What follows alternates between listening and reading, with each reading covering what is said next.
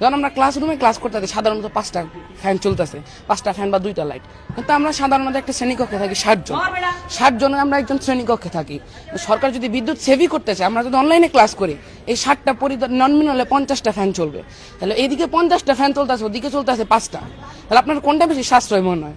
আপনার দুই দিক দিয়ে তো চিন্তা করে দেখতে হবে। সাশ্রয় তো ক্লাসেই ক্লাস করা, নাহলে তো আপনার নতুন করে আপনার আরো 54টা, ধরেন 54 বা 50টা এরকম ফ্যান তো আপনার আবার চালাইতে হবে। তাহলে এদিকে বিদ্যুতের জ্বালানি সাশ্রয় কেমন হইতেছে? এই বাংলাদেশে যে জ্বালানি সংকট আছে এটা কাটুক, এবং সরকার চিন্তা করুক, সরকার গভীরভাবে চিন্তা করুক। সরকার আসলে অনেক চিন্তাই করে, কিন্তু আসলে বাস্তব ধর্মী চিন্তা এটা তাদের মধ্যে নাই। এখন আপনি দেখেন, আপনি যদি বাসায় ক্লাস হয় তাহলে আপনার বিদ্যুৎ অপচয় বেশি হবে, যেটা ক্লাসে করলে আরো কম হচ্ছে।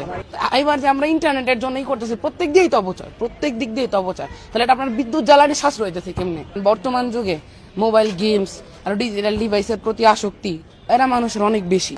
তাহলে এখন যদি অনলাইনে ক্লাস হয়, আসল কথা কি, অনেকে অ্যাটেনশনটা, মেইন যে অ্যাটেনশনটা এটা থাকবে না অনলাইনে ক্লাস করলে।